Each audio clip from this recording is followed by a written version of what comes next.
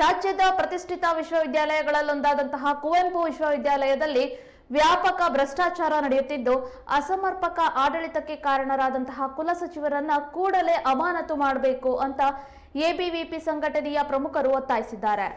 ABVP ರಾಜ್ಯ ಕಾರ್ಯದರ್ಶಿ Praveen HK ಅವರು ಪತ್ರಿಕಾಗೋಷ್ಠಿಯಲ್ಲಿ ಈ ಆರೋಪವನ್ನ ಮಾಡಿದ್ರು.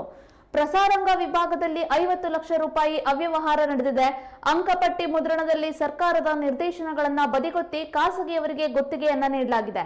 ಯುಯುಸಿಎಂಎಸ್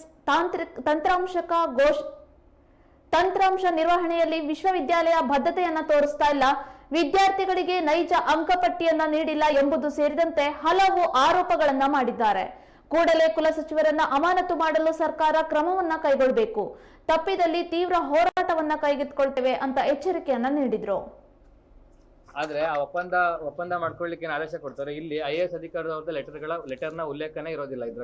ಇದರಲ್ಲಿ ಉಪಸಮಿತಿಯ ವರದಿ ಅಂತೇಳಿ ಉಪಸಮಿತಿಯ ವರದಿನ ಇಲ್ಲಿ ಉಲ್ಲೇಖ ಮಾಡ್ತಾರೆ. ಈ ಉಪಸಮಿತಿಯ ವರದಿಯ ಪ್ರೈಸ್ ನೆಗೋಸಿಯೇಷನ್ ಸಮಿತಿ ಏನಿತ್ತಲ್ಲ, ಆ ವರದಿಯನ್ನ ಸಿಂಡಿಕೇಟ್ ಸಭೆಯಲ್ಲಾಗ್ಲಿ ಇಟ್ಬಿಟ್ಟು ಅನುಮೋದನೆ ತೆಗೆದುಕೊಂಡಿರೋದಿಲ್ಲ. ಜೊತೆಗೆ ಇಲ್ಲಿ ಅವರು ಫೇಮಸ್ ಸಾಫ್ಟ್ವೇರ್ಸ್ ಕಂಪ್ನಿ ಲಿಮಿಟೆಡ್ಗೆ ಏನು ಅವರು ವಾಪಸ್ ಕರೀತಾರೆ, ನೀವು ಒಪ್ಪಂದ ಮಾಡ್ಕೊಂಡು ಬನ್ನಿ 96 ಲಕ್ಷ ಅಥವಾ ಏನೋ ಒಂದು ಇದಕ್ಕೆ ಅಂತೇಳಿ, ಇದು ಇಂದಿನ ಸಿಂಡಿಕೇಟ್ ಸಭೆಯಲ್ಲಿ ನಿರ್ಣಯ ಆಗಿರ್ತಕ್ಕಂಥ IAS ಅಧಿಕಾರಿ ಅವರು ಮಾಡಿದ ಎಕ್ಸರ್ಸೈಸ್ಗೆ ಅವರು ಒಪ್ಪಂದ ಮಾಡ್ಕೊಳ್ಳಿ ಅಂತ ಕರೆದಿರ್ತಾರೆ. ಆದ್ರೆ ಅದರ ಉಲ್ಲೇಖವನ್ನೇ ಇಲ್ಲದೆ ಇರೋ ರೀತಿ ಮಾಡಿಕೊಂಡು ಇಲ್ಲಿ ಒಪ್ಪಂದಕ್ಕೆ ಆ ತುರ್ತು ಆದೇಶವನ್ನ ಕೊಡ್ತಾರೆ.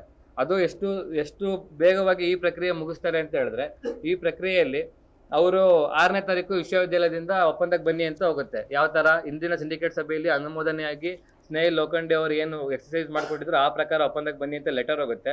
ಆ ಲೆಟರ್ನ ಉಲ್ಲೇಖ ಇಲ್ಲದೆ ಇರೋ ರೀತಿ ಇನ್ನೊಂದು ಅದನ್ನ ಅನುಮೋದನೆ ಪರಿಷ್ಕೃತ ಆದೇಶವನ್ನ ಕೂಡ ಮಾಡ್ತಾರೆ. ಬರೀ ಉಪಸಮಿತಿ ವರದಿ ಮಾತ್ರ ಇರುತ್ತೆ.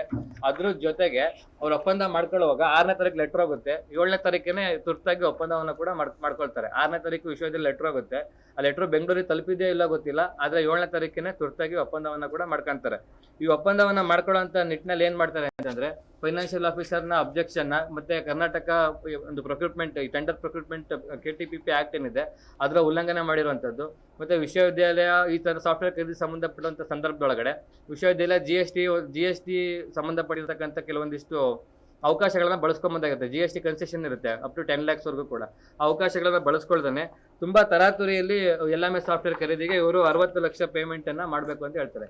ಈ ಸಂದರ್ಭದೊಳಗಡೆ ಇನ್ನೊಂದು ಮಾಹಿತಿ ಏನಂತ ಹೇಳಿದ್ರೆ, ಆ ಬಂಗಾರಪ್ಪನ ಫೈನಾನ್ಷಿಯಲ್ ಆಫೀಸರ್ ಆಗಿರ್ತಕ್ಕಂಥ ಬಂಗಾರಪ್ಪನವರು ನಿವೃತ್ತಿ ಆಗಿರ್ತಾರೆ. ಇನ್ಚಾರ್ಜ್ ಆಗಿ ಇವತ್ತಿನ KS ಅಧಿಕಾರಿ ರಿಜಿಸ್ಟ್ರಾರ್ ಯಾರಿರ್ತಾರೆ ಅವರೇ ಇನ್ಚಾರ್ಜ್ ಆಗಿ ವಹಿಸ್ಕೊಂಡು ಇದನ್ನ ಫೆಮಾಕ್ ಸಾಫ್ಟ್ವೇರ್ ಕಂಪ್ನಿ ಲಿಮಿಟೆಡ್ ಅವರಿಗೆ ಅನುಕೂಲ ಮಾಡ್ಕೊಡ್ಬೇಕು, ಅಥವಾ ಅಲ್ಲಿಂದ ಭ್ರಷ್ಟಾಚಾರದ ಮುಖಾಂತರ ಈ ವ್ಯವಸ್ಥೆಯನ್ನ ರನ್ ಮಾಡಬೇಕು ಅನ್ನೋ ದೃಷ್ಟಿಯಿಂದ ಅವರು ಇದರಲ್ಲಿ ಸಕ್ರಿಯವಾಗಿ ಭಾಗಿದಾರರಾಗಿರ್ತಾರೆ ಅನ್ನುವಂಥದ್ದು ಮೇಲ್ನೋಟಕ್ಕೆ ಕಂಡು ಬರುತ್ತೆ.